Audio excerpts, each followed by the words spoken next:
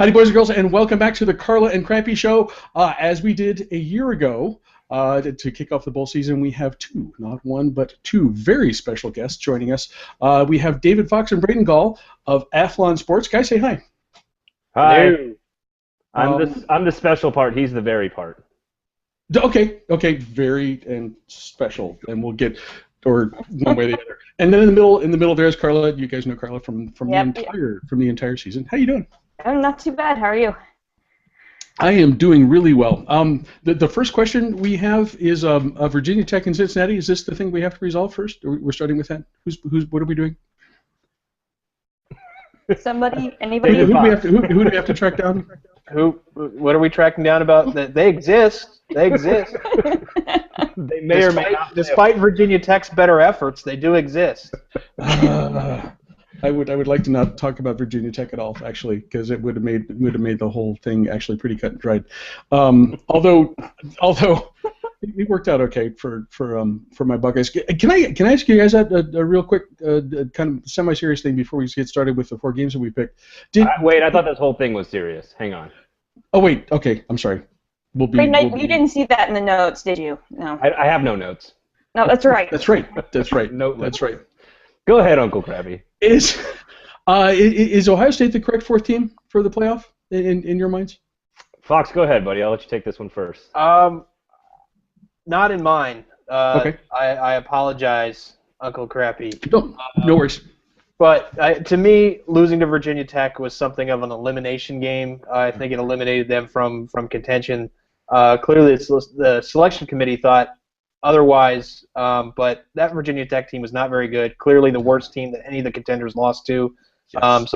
And that it was by a significant margin on their home field. That's kind of why I thought, that's an elimination game in terms of their contention. Okay. I think I don't necessarily disagree with Fox. I think Baylor probably, even though TCU I thought would maybe give the best game to anybody, Alabama in this case in the Sugar Bowl, I think that there's a lot of precedent we don't want to set with TCU over Baylor. And I think much like the committee, I got to the point where I didn't think Ohio State belonged for most of the season.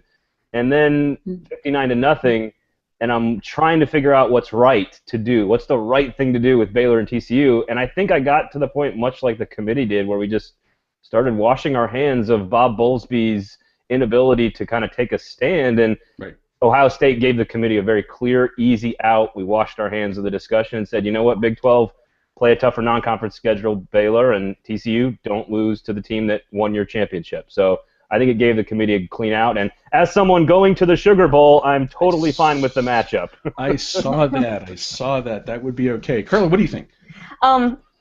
Well, actually, it was kind of funny. I think I said this a couple weeks ago or several weeks ago, actually, that we joked about this on the show that would Baylor and TCU cancel each other out? Mm-hmm. And I think that's exactly what happened in here. I think Braden's absolutely right. I think it's one of those things that the committee was just like, okay, Ohio State, yeah, 59-0. We don't have to do anything with that. Okay, you're in. I think it would have been really funny had they figured out a way to get Oregon and Ohio State in the Rose Bowl, because then that would have made Rose Bowl really happy too. Right. And I half expected that, to be honest, on Saturday night. I was like, they're going to figure out a way to make that happen. I don't know how they're going to do it, but they're going to figure out a way where they bump Oregon up to number 1. I thought they were for sure going to do it, but when I went to bed on Saturday night, I was pretty confident it was going to be Ohio State at 4. But I will say that everybody's deserving too. Unfortunately, Baylor's deserving, TCU's deserving, Ohio State's deserving. You can make a really quality, intelligent case that all those teams belong in. So, you know what? Listen, we got 4 big, powerful brands, and it's going to be a great tournament. No matter who got in, it was going to be a great tournament, and I can't wait. So it should be fun. And we knew this is what we signed up for, right? Mm-hmm. When they said there were going to be 4 teams, we knew there was going to be somebody left out of the discussion. And this year it was 2 teams from the same conference. But if we didn't want to have this argument, then we should have gone with more than 4 teams. I want to have this argument for the record. I do. Because you host radio. No, because think about the BCS, and I know we're off topic here, but think about the BCS. As much as it was a big improvement over the Bowl Alliance, I get it. For those of you who don't know what happened before 1998, but one of these 3 teams, Florida State, Oregon, or Alabama, would be left out. So the fact that we've got all 3 of them in you know, that's really what matters here. So I think there'd be more outrage if Oregon was sitting at home right now, which might have been what would have happened in the BCS. Can you imagine Oregon not being a part of this conversation right now? I mean, they've played unbelievable football the last couple of months. If I can continue to pile on the BCS, though, yeah, please do. I went through the exercise of, you know, okay, if we had a BCS, who would play in the other BCS games? And I think it's pretty cool that we're going to have on New Year's Eve and New Year's Day, we're going to have Arizona playing in the Fiesta Bowl. We're going to have Mississippi State and Georgia Tech in a major bowl game. You know, that's part of the way the season played out, that these teams happened to all be in the top 10. But if there were a BCS system, some of those teams would end up, you know, going to bowl games that maybe their resume dictates they shouldn't go to, but because they're locked in to sending these top 10 teams to the Fiesta, the Cotton, the Peach, and so on, we're getting some bowl matchups and teams in bowl games that wouldn't otherwise be there. The New Year's Day slate, and even on New Year's Eve, is going to be spectacular, and having the kind of flexibility that this provides, I agree. This is something that maybe we don't get to see if the BCS is still in place. So obviously, I'm happy with what happened with my team, but across the board, I think. You know, not everyone's going to be pleased, and that's going to be the case if you have a 14 playoff, a 16 playoff, an 18 playoff. There's always going to be someone. There's always going to be room for someone to gripe. But what we're left with, at least in this first year, is something that should be pretty cool when we get down to the games. And hey, let's get down to the games. We, if you guys recall with the format, we have each picked a game that we're going to talk about. Some for silly reasons, some for serious reasons, right, Braden? We're gonna go through these. We're gonna go through. I resemble that remark. We're gonna go through these chronologically, which means we're starting with the game that I picked. How is this possibly even fair bowl? That is the Popeyes Bahamas Bowl, which sends two teams, one from the MAC and one from Conference USA, to the Bahamas to go play a football game, while teams from the Big Ten and the ACC have to go to Detroit for their bowl game. How is this possibly fair? We have Central Michigan and Western Kentucky. Western is favored by 3 points. From what I gather here, that could mean that Western's going to win like 50-47. Western scores a lot. They are. Where did I do it with? I see. I do have notes, and it's not helping. They're top 10 in scoring offense. The problem is they're 122nd out of 125 schools in scoring defense. This is not going to be a pretty game if you like defensive football. And I think, although you have to say both teams are going to be the winners here because you're playing in the Bahamas. I'm going to go with Western winning the inaugural Bahamas Bowl. With a big bucket of Popeye's chicken at the end of the game, guys. What do you think? Well, I agree with you. How is this allowed to happen? And I think you can see how excited Central Michigan was. I don't know if anyone saw they were threatened with Detroit and got to reveal to go to the Bahamas. So you know, clearly they're enjoying it. I mean, it's not going to be a headliner game, but Western Kentucky, they've done some good things this season. You've got to admire Jeff Brom, first-year coach, taking over for Bobby Petrino, going for 2 against Marshall. That was a shootout of a game, and went for 2 in overtime when he didn't have to because he just couldn't stand to play in a game like that anymore. So I'm going to root for Western Kentucky just because of the job Jeff Brom's done this year and the gutsiness of what he did against Marshall. So they've earned going to the Bahamas. I say just because you are from Mount Pleasant, you get to go to the Bahamas, and I know everybody saw the YouTube where they announced that they were going to the Bahamas, right? Yes. If they were to do that and then send them to Detroit, somebody should be fired. I'm quitting the team. I'm quitting the team right there. I know, that's the meanest. Like, you're not going to do that presentation and be like, oh, we're going to go to El Paso. It's going to be great. So, no, I'll go. I'm rooting for Central Michigan just because they're from Mount Pleasant and they get the trip to the Bahamas. I'm on board with that. Fair enough. I'm going to root for Central Michigan as well because this is to make my students happy. Because if you know anything about MTSU, you know that the arch rival down there is Western Kentucky, and that actually was an overtime thriller that MTSU actually won this year. And MTSU with a 6-6 record is not going to a bowl game, and Western Kentucky is going to the Bahamas. So for that reason and that reason alone, I am rooting for Central Michigan. However, I do see a solution here. The Bahamas Bowl. What about if we took teams 5 and 6 in the playoff rankings and said, you know what, you didn't get into the playoff, go play in the Bahamas? Problem solved. Okay. That's not bad. I think that's not bad. How about the tennis court on top of that hotel in Dubai? Can we get them playing a game up on top of that thing? There you go. Or in the ballroom in Atlantis? Is it big enough for a football game? Oh, now we're talking. Nassau's really not that nice of a town, folks. I'm just going to let you know. Oh, they're all going to stay in that hotel, the Atlantis with the big things and the beaches, and they think they'll be okay. Don't leave. Okay. Yeah. Central Michigan, stay there. Yeah. until March, at least. Next up on Friday, December 26th, we have the Fake Internet Money Florida Bowl, the proper name of which is the Bitcoin St. Petersburg Bowl. Carla was intrigued by this before we even knew who was playing. The contestants are Central Florida and NC State. UCF is a 1.5 to 2 point favorite, but that's if you're betting actual American dollars instead of something that's been you're not allowed to bet real money on this made up on the internet. Carla. Yeah. I would bet you a fake internet nickel that NC State is going to struggle with this because it's practically a home game for UCF. What do you got? It is practically a home game for UCF, but actually, I said this last week that I'd already picked my game. I didn't even care who was playing, and it's because I wanted to talk about working in technology. I want to see the audience analysis that told Bitcoin that this was an ideal sponsorship opportunity, right? Like I don't know. I don't get it. Like, how do you the coin toss? Like, is it fake internet money coin toss? I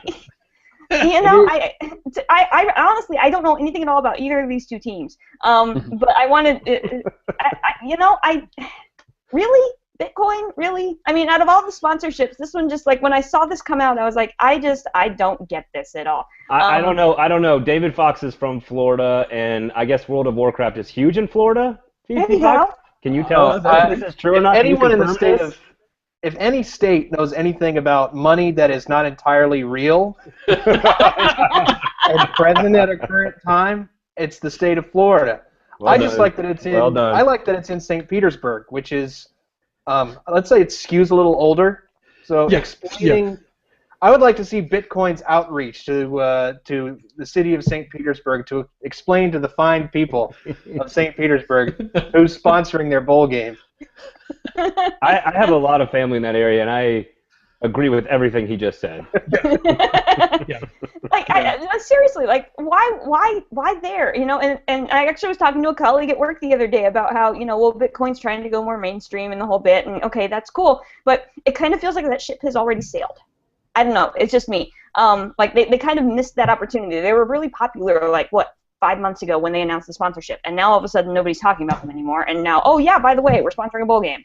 I do think it's interesting. It's interesting that you brought that up because I do remember everybody talking about it for about 3 to 4 days, where we're all going, "What the heck is this? Let's try to figure it out." For those of us who don't know what it is, and so they bought that airtime, so to speak, and they got that out of most people that cover the game. So the interesting thing will be, like you said, Carla, what's the return on investment now that the logo will be on the screen and all that stuff. Dave Dorn did an excellent job with NC State. I mean, they went 0-8 last year, and obviously they've done a better job. I'm with you, Uncle. I think UCF's defense is probably a little too tough. They've been playing really good ball too down the stretch. So I agree with the pick, but it'll be interesting to see how the advertisements play out and the sponsorship and the marketing representation and all that good fancy branding stuff that DFox loves so much. I want to know what's in the swag bags for the players. More fake internet money? Nothing. It's like it's a bunch of war masks. It's just going to be masks that are from the band War. The commercials during the game, as you know, during bowl games, part of the sponsorship is you get the commercials. The Bitcoin commercials are going to be. Do you like money? Do you like its legitimate existence? No. We have nothing more in common here. Oh, actual physical money is so overrated. I was going to say, I don't think I have any or carry any with me anyway, so maybe this Bitcoin thing is on to something. Our remaining 2 games on the schedule, it's like, okay, everyone who's in the state of Tennessee right now, raise your hand. There's one. Okay. We've got the next up on Monday, December 29th. This is David's game, the Auto Zone Liberty Bowl. This is, of course, in Memphis.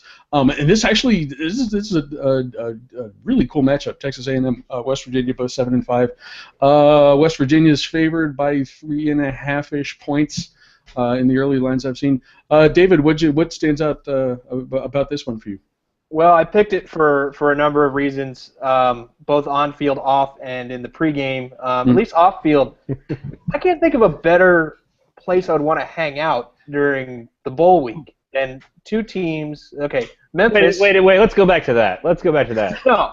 Okay, hear me out. This is after you come back from the Bahamas, right? Yeah, and like I'm going to go to bowl games in Nashville and New Orleans. You're going to tell me Memphis is going to be better than that? Memphis is a crazy town. It's true. Texas A&M fans, crazy. West Virginia fans, crazy. Yes. And it's a Liberty Bowl, so there's not a whole lot of pressure, or there shouldn't be a lot of angry rules. Fans. It should be a party in Memphis with 2 crazy fan bases. So I'm going to go with that. I think that's going to be some craziness on Beale Street. And who better to bring us home with this than Dana Holgorsen? I don't know if you've seen Jake Spavital, the offensive coordinator at A&M. Holgorsen kind of gave him his start, gave him his first major assistant job at West Virginia. He tweeted at him, "I know all your play calls," and they kind of went back and forth with which culminated with Dana Holgorsen posting a GIF of the Bill Murray character from Kingpin saying "It's on." So both of them. Long story short, both of them have to redo their signals for this game, which should be an shootout. Both teams can move the ball pretty well. Neither team has a great defense, so. Bowl week, for the next month, this is Liberty Bowl month as far as I'm concerned. Oh, it's like a sorority girl's birthday party. That's wonderful. No, I think I do like your angle about there's no pressure to win the game, so there's probably no curfew. There's probably no rules for the players. There'll be multiple arrests. I'll go with more arrests for A&M than for West Virginia, which may actually be more. There may be more arrests between these 2 teams than handoffs in the game itself. So. Not big fans of running the football, those 2 teams. I should have looked to see if there's a prop bet on number of arrests before in the week. Of the game. Where's Steven Garcia when you need him? Yeah. I'm sorry, Carla. Go ahead. I was going to say this is one of those games where we joked earlier in the season about take the over. Yeah, take the over. I don't even know what it is. Doesn't matter. Take the over. I'm kind of with both of them. I think this is gonna be kind of a crazy atmosphere. I don't know. And think about it that 3 years ago this would have been a Big East Big 12 matchup. Now it's a Big 12 SEC matchup with just the Big 12 affiliation swapped. I don't know. I'm gonna lean A&M in this one. I think. I don't know that for a fact. I know they've both been through quite a bit and have some injury issues, but if I had to pick right now, I would lean A&M just because I think the coordinator would love to get the most of his coach. I think there's going to be some revenge factor there, some underdog factor there. So sure, Aggies. I'm with Carla. I'll take the Aggies too. In a moment of seriousness here, I do think very few bowl games mean a lot to teams, but I think A&M is a team that actually the bowl game is going to mean a lot. They've got a ton of young players, a lot of young guys coming back at key positions. Kyle Allen. A lot of defensive linemen that are going to be coming back next year, so they really need the extra practice time and need to play well. It doesn't really matter if they win; it's a bowl game, but it is one of the few teams where a good month of practice and a good month of work is really going to do them well for the spring and for next year. A&M is going to be a hot, trendy pick next year if they get a big win against West Virginia. I'm going to take West Virginia. Clint Trickett will be healthy. They've kind of faded down the stretch, but I'll take West Virginia in this game. I'm going to stick with the hometownish Mountaineers also. I'm going to say that going to pick them to win this one. Our last game, Braden, if you look over Braden's shoulder, you can see the site of the Franklin American Mortgage Motor City Bowl. That's one of the better sponsorship names I could come up with. Music City. Music City. There it is. Yep, that's the stadium right there. Braden, what stands out about this one? First of all, I have no problem supporting and just unabashed love and affection for my hometown city of Nashville, Tennessee. So anytime I get to promote that is great and fine and wonderful. But I do love a lot of different reasons, and none of it is football related. The reason I love this matchup between these two teams: Gunnar Kiel will not be in attendance for either team, even though he was supposed to go to LSU and Notre Dame. Instead, he'll be throwing touchdowns against Virginia Tech for Cincinnati. But I love the fact that this is kind of the, like, we kind of wanted Gunnar Kiel but not really bowl, and so I like that a lot. I also think both fan bases are just absolutely a blast. I think LSU, I love the fact that they're going to come to this city and probably take over. There may be a few bodies in the streets at the end of it. LSU is known for that. And Notre Dame will be in such despair because they've basically crumbled down the stretch. They're going to get obliterated. I don't know what the point spread is. 7.5. But 7.5. More. It needs to be more. LSU is going to destroy them. They're going to line up and hand number 7 the ball, Leonard Fournette, a la Herschel Walker, and I think it's going to be ugly, which is going to make Notre Dame fans drink and give my city money, and then LSU fans are just LSU fans, so they're going to drink and give my city money. So I'm all for downtown Broadway just pouring revenue into the city, and I think it'll two great brands. It'll be a great game. Is there an economic impact estimate out so far? Is this? I don't know. I will say this. I'll give a tip of the cap. I'm a Green Bay Packers fan. I don't like to say positive things about the Bears very often, but tip of the cap to the Chicago Bears. They actually drank some of our bars dry. The only team in any sport, college, pro, hockey, football, whatever, that has come into Nashville and bars ran out of beer because Chicago Bears fans were here. So a lot of revenue from LSU fans for sure. Carla, what do you think about this one? Well, first of all, because I also live in Nashville now, I'm obviously with that. I was excited being a Nashville person, seeing those two teams end up here. I thought that was pretty cool. It's probably the best billing that this bowl game has had in its existence.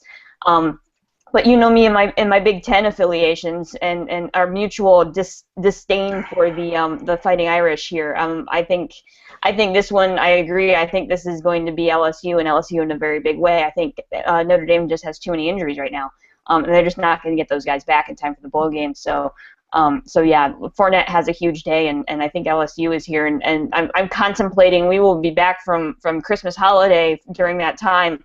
I am contemplating just going and finding a perch and just people watching. You can hang out. You can hang out right here if you want to. Okay, that's true. You can hang out here. Yeah. I won't be here, but you can. You won't be here. Right. You gotta go. That would be too good. Tickets are almost gone already, from what I heard.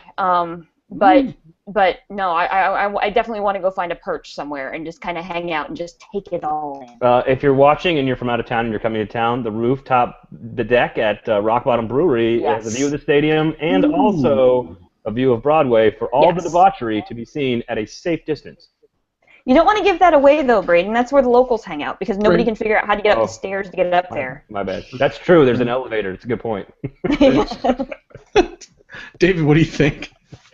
A game that has a lot of potential for some bonkers play. You get Everett Golson, who is turnover prone to say the least, going up against the LSU defense, plus everything that comes with Les Miles in terms of clock management and trick plays and all that kind of stuff. That's how he claps. It's so weird. Yep. You get your palm claps and some turnovers. What's wrong with his pinkies? I want to know what's wrong with his pinkies. Anyway, sorry. Played offensive line, got him mangled. The true Michigan man doesn't have use of all.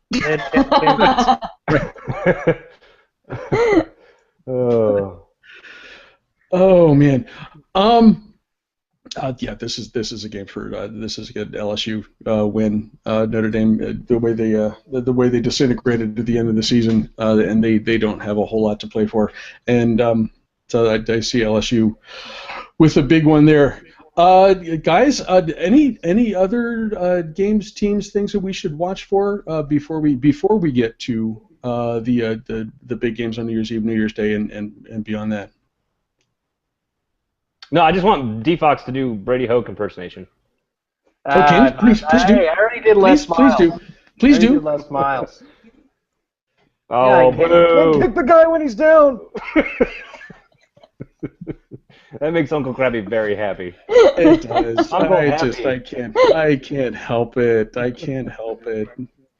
Okay, listen, guys.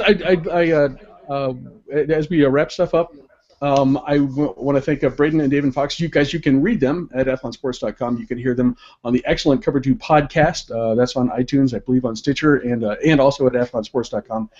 And you occasionally can hear them talking college sports on Sirius XM.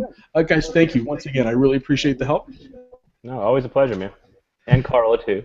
And Carla and I are not done after the show. We will be back in One more. Take a week or two off, and we'll come back and talk about the playoffs. We're going to talk about the playoffs. In the meantime, guys, all three of you enjoy the holidays, and by that I mean all the bowl games. And everyone who's watching, we appreciate it, and we will see you again soon. Thanks.